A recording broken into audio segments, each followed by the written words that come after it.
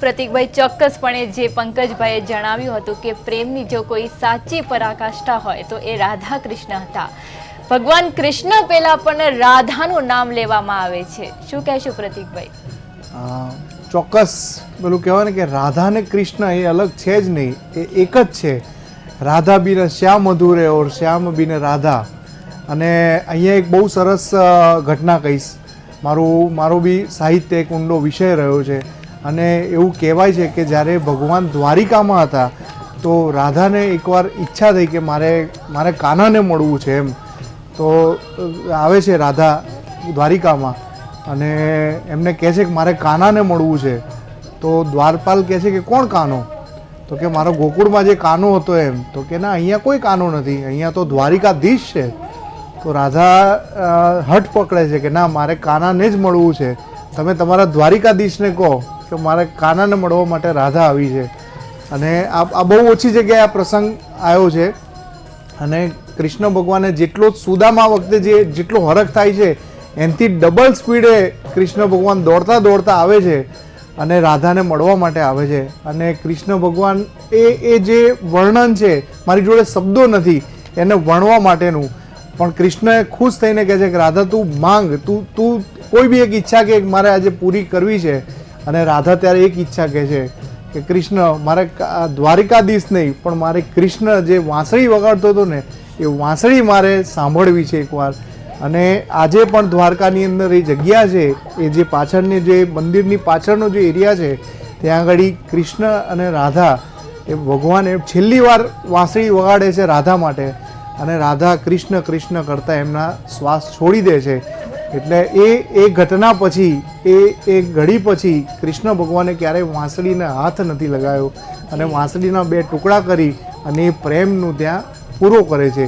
એટલે આપણા જે સાહિત્યકારોને જે આપણા કવિઓ છે એ વર્ણન કર્યું છે કે ભાઈ રાધે અને કૃષ્ણ બે અલગ છે જ નહીં, એક જ બ્રહ્મના બે સ્વરૂપ છે કે રાધા બીને કૃષ્ણ અધૂરે અને કૃષ્ણ બીને રાધા. આ જ એનું વર્ણન છે, આ જ એમનું મહત્વ છે.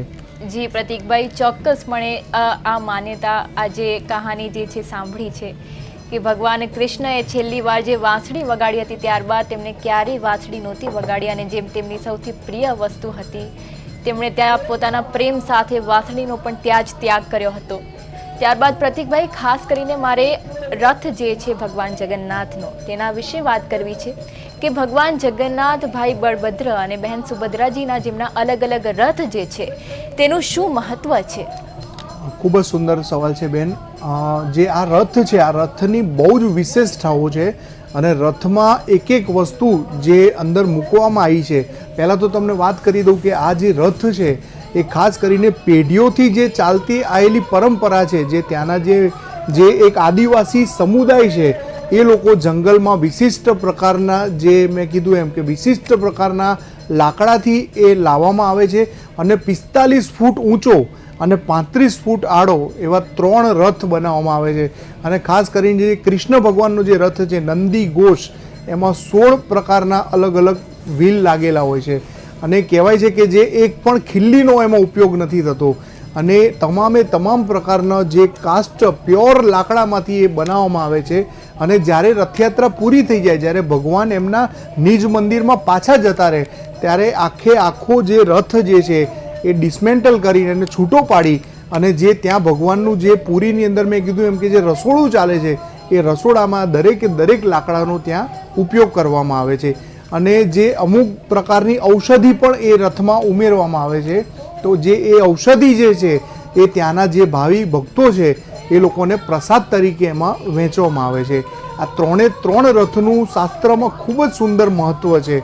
અને ક્યાંય પણ એક જગ્યાએ પણ એવું નથી કે કોઈ બી જગ્યાએ કોઈ એન્જિનિયરિંગનો ઉપયોગ થયો હોય. પ્યોર અને પ્યોર કહેવાય છે કે વારસાગત ચાલતી જે પરંપરા છે, જે ત્યાંના જે લોકો છે એ લોકો દ્વારા નિર્મિત કરવામાં આવે છે. અને એ લોકો દ્વારા જ આને ટોટલ ડિસમેન્ટલ કરી અને એક વસ્તુ ત્યાંના જે કિચન છે એની અંદર ઉપયોગમાં લેવામાં આવે છે. જી ચોક્કસપણે. પંકજભાઈ, ભગવાન કૃષ્ણ અને સુદામાની જે મિત્રતા હતી, ભગવાન જ્યારે દ્વારકાધીશ બની જાય છે, મિત્ર સુદામા તેમને મળવા આવે છે અને દ્વાર પર તેમને કહેવામાં આવે છે કે તમે કોણ છો, તમે અંદર પ્રવેશ ના કરી શકો. તો તેઓ માત્ર એટલું કહે છે કે હું તો મારા મિત્રને મળવા આવ્યો છું, પણ તે છતાં ત્યાં તેમને નથી આવવા દેવામાં આવતા અને તેઓ દુઃખી થઈને ત્યાંથી જતા રહે છે. આટલું બધું ચાલીને જો આવ્યા હતા, ભગવાન સુધી આ વાત જ્યારે પહોંચે છે, ભગવાન દોડતા આવે છે, આખા નગરમાં તેમને ગોતે છે અને પોતાના દુઃખી મિત્રને મનાવે છે પ્રેમથી. અને આ દ્રશ્ય જે થઈ રહ્યું હતું, ત્યાંના નગરજનો જે છે આજ સુધી આ દ્રશ્યને અલગ અલગ રીતે જેવી રીતે વર્ણવામાં આવતું હોય છે. આ દ્રશ્ય વિશે આપ ખાસ તો શું કહેવા માંગશો? મેં આપણે કીધું કે કૃષ્ણ અને સુદામા એક તો આપણે મેં આગળ કથા કીધી એ પ્રમાણે કે સુદામાને એને આખી જિંદગીનું દારિદ્રતા ભોગવી લીધી, નક્કી કરી લીધું મારા કૃષ્ણને હું દારિદ્રતા નહીં ભોગવવા દઉં. એ કૃષ્ણને પાછી ખબર હતી, પણ સુદામાની પાસે એણે જીવનભરનું એક વ્રત લીધું હતું, અયાચક વ્રત, કે મારે કોઈ દિવસ કોઈની પાસે હાથ લાંબો ન કરવો, માગવા નહીં જાવ. અને અતિશય ગરીબાઈ આવી ગઈ, બાળકોને ખાવાના ફાફા થઈ ગયા. ત્યારે એ સુદામાની પત્નીએ કીધું કે તમે માગવા નહીં તો કાંઈ નહીં, પણ કૃષ્ણ તમારો મિત્ર છે, તમે એકવાર જાઓ તો ખરા દ્વારકા. એ બહુ આગ્રહ કર્યો ને ત્યારે સુદામાને વિચાર આવ્યો કે હા તું કહે છો એ વાત સાચી, મારો મિત્ર છે, હું માગવા ન જાઉં તો કાંઈ નહીં, પણ એકવાર મળવા તો જાઉં. પણ મારા મિત્રને હું ખાલી હાથે મળવા ન જાઉં, મને ક્યાંક આ હું મારા મિત્ર માટે લઈને જાઉં. હવે સુદામાના ઘરમાં એટલી બધી દારિદ્રતા, એના ઘરમાં કાંઈ નહોતું, પણ એમ કહેવાય કે સુદામાના પત્ની હતા ને એ ક્યાંકથી પડોશમાંથી મુઠ્ઠી ભરીને તાંદૂળ લઈ આવ્યા અને પોટલીમાં આપ્યા અને કીધું કે જાઓ આ તમારા મિત્ર માટે લઈ જાઓ. અને આપણે આ કથા તો જાણીએ જ છીએ બધા. સુદામા એ પોરબંદરથી હાલતા હાલતા હાલતા હાલતા એમ કહેવાય કે ઉઘાડા પગે દ્વારિકા પહોંચે ને દ્વારિકાના દ્વારપાલોને કહે કે મારે કૃષ્ણને મળવું છે. બધા એની થોડીક ઠેકડી કરે, મશ્કરી કરે, પણ ઘટના એવી બને છે કે એ કૃષ્ણ તો અંતર્યામી છે, એ જોતા હતા કે મારો ભાઈબંધ આજે આવ્યો છે. ત્યારે એ જ્યારે કૃષ્ણ સુદામા એટલા બધા પવિત્ર ભૂદેવ હતા કે દ્વારિકાની અંદર એનું આગમન થયું ને ત્યાં જ એમ કહેવાય કે દ્વારકાની રોનક મંડીથી ફરવા હો. અને એ દ્વારકાધીશને ન ખબર પડે એવું બને, પણ જ્યારે દ્વારપાલે આવી કોકે એક દ્વારપાલને દયા આવીને એણે કીધું કે કદાચ હાલ ને ભાઈ આપણે વાત તો કરી કૃષ્ણને જઈ, આ તો રાજા છે, અને જઈને કૃષ્ણને ખાલી એટલું કીધું કે સુદામા. એ મા શબ્દ પૂરો થતો નહીં યારે તો કૃષ્ણએ દોટ મૂકી હતી અને જઈને સુદામાને બથ ભરી અને અંદર લઈ આવ્યા અને બેસાડ્યા. અને પછી તો આ કથા આપણે જાણીએ છીએ કે એને ખૂબ રોક્યા, 2-3 દિવસ રોક્યા. એમાંથી કૃષ્ણની એટલી બધી અરે વાતો કરી, વાર્તાલાપ કર્યો. સુદામા અને કૃષ્ણ બે પ્રેમથી સારા સારા વસ્ત્રો પહેરાવ્યા, સારું સારું ભોજન કરાવ્યું અને બહુ રાજી રાખ્યા. અને પછી ધીમેકથી કૃષ્ણે કીધું કે સુદામા મારી હારું તું શું લાવ્યો છો? કે પણ હું તો શું લાવું? અને એ ઓલી મુઠ્ઠી ભરીને જે તાંદૂળ હતા ને સુદામા શરમના કારણે હંગરતા હતા. એ મુઠ્ઠી ભરી અને તાંદૂળને કૃષ્ણએ છીનવી લીધા અને એ જેટલી પોટલીની ગાંઠું વાળી હતી ને એ એમ આપણા કથાકારો અને મહાનુભાવો એવું કહે છે ઇતિહાસકારો કે જેટલી ગાંઠું વાળી હતી એ ગાંઠું એક એક ગાંઠ ખોલીને એ પ્રમાણે સુદામાનું દારિદ્ર ભાંગીને ભૂકો થઈ ગયો હતું. અને એ મુઠ્ઠી ભરી અને એ તલ લઈ મોઢામાં જવ મૂક્યા, જ્યાં તાંદૂળ મૂક્યા કૃષ્ણએ, એક મુઠ્ઠી, 2 મુઠ્ઠી, ત્રીજી મુઠ્ઠી હજી મૂકવા જાય ને ત્યાં રૂક્ષ્મણીજી આવીને હાથ પકડી લે, પ્રભુ બસ હવે. કે કેમ? કારણ કે એને ખબર હતી કે 3 મુઠ્ઠીએ તો આખી દ્વારિકા નગરી એમ કહેવાય કે પોરબંદરમાં વહી જાય છે, આ કૃષ્ણ બધું એને આપી દે છે. એટલો બધો સુદામા અને કૃષ્ણનો ભાવ હતો, એટલો કૃષ્ણ અને સુદામાની લીલા. પણ કૃષ્ણ અને સુદામાની વાત નીકળી છે એટલે હું એક ભેગા મને હજી એક વાત યાદ આવે છે. કારણ કે સુદામા અવારનવાર કૃષ્ણને કીધા કરતા કે હે કનૈયા, બધા કહે છે કે તારી લીલા અદ્ભુત છે, તારી એકાદી લીલાના તો મને દર્શન કરાય. અને ત્યારે કૃષ્ણ કહે અરે સુદામા તું મારો ભાઈબંધ છો, મારે તને લીલા ન દેખાડવાની હોય. કે નહીં કનૈયા, બધા કહે છે કે તારી બહુ અદ્ભુત લીલા હોય છે, મને એક લીલાના દર્શન કરાય. તો ટૂંકમાં એક વાત કરું કે એ કૃષ્ણએ સુદામાએ બહુ આગ્રહ કર્યો એટલે સુદામા કૃષ્ણ કે કાંઈ વાંધો નહીં, એક કામ કર, હાલ આપણે બે ગોમતીના કિનારે જઈએ. અને ગોમતીના કિનારે સુદામા અને કૃષ્ણ 2 જણા આવે છે અને ધીમેકથી કૃષ્ણ સુદામાના કાનમાં કહે હે સુદામા, આપણે બે નાના હતા, શાંતિપુરની ઋષિના આશ્રમમાં ભણતા હતા અને ત્યારે યમુનાજીના નીરમાં આપણે બે ડૂબકી હારે મારતા હતા અને સામે કાંઠે પેલો કોણ નીકળી જોતા હતા. એ તને એ શરત યાદ છે? સુદામા કે હા કે નહીં આવે, એ તો ત્યારે તો મને જીતવાનો દેતો. તો કે હાલને તો આજ બાળપણને પાછું યાદ કરીએ. આ અહીંયા ફર્સ્ટ ક્લાસ એમ કહેવાય કે ગોમતીનો ઘાટ છે, આ બધું છે, આપણે બે ડૂબકી મારીએ અને સામે કાંઠે વહેલા નીકળીએ. હવે ટૂંકમાં વાત કરું તો એ 2 જણાએ નક્કી કર્યું, સુદામાએ કૃષ્ણની વાતને ટાળી નહીં કે કનૈયા તારી ઈચ્છા છે તો એવું કરીએ.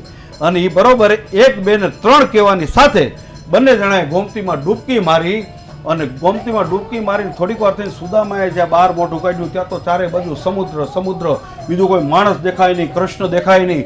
સુદામા વિચારમાં પડી ગયા કે આ આટલી વારમાં બધું ગયા ક્યાં? થોડીક વાર થઈ ત્યાં તો કાંઠા ઉપરથી હજારો માણસો એમ કે ઢોલ નગારા શરણાઈ સાથે આવ્યા. આવીને સુદામાને કાંઈ પણ બોલવા ન દીધા, આવીને લઈ અને રાજમહેલમાં લઈ ગયા. સુદામાને રાજા બનાવી દીધા, એને રાણીઓ થઈ ગઈ અને એ બધું ભાઈ રાજપાટને ચાલવા માંડ્યું. સુદામાને મોજ આવી ગઈ કે હા હું તો રાજા બની ગયો, રાજા બની ગયો. એ સુદામાનો હડક હતો. અને ટૂંકમાં વાત કરું તો ઘટના એવી બની કે જે સુદામાની જે રાણી હતી એ રાણીનું અવસાન થયું.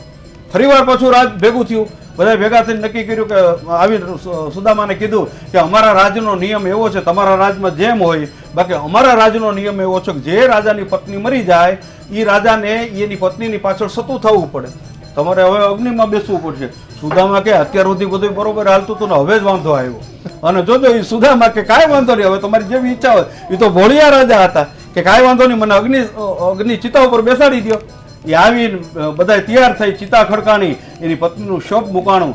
સુદામાએ એક વાત કરી કે નગરજનો મારી વાત સાંભળો, હું ગમે એમ તો બ્રાહ્મણનો દીકરો છું, મારે અગ્નિ સ્નાન કરતા પહેલા મારે પહેલા શરીરને શુદ્ધ કરવું પડે, મારે નાહવું પડે. તો બધા કે એમાં શું વાંધો છે, આ દરિયો રહ્યો ડૂબકી મારો. અને મિત્રો એમ કહેવાય કે એ સુદામાએ જ્યાં દરિયાની અંદર ડૂબકી મારી અને જ્યાં મોઢું બહાર કાઢ્યું ને ત્યાં કૃષ્ણએ હાથ લાંબો કર્યો, તું ક્યાં રહી ગયો? તો હું તારી તો અહીંયા રાહ જોઉં છું. ત્યારે કૃષ્ણના પગમાં પડી ગયા સુદામા અને તરત એને કીધું હતું કે કનૈયા તારી લીલા અપરંપાર છે, આ કૃષ્ણની લીલા. વાહ, શું સુંદર વાત કહી છે પંકજભાઈ.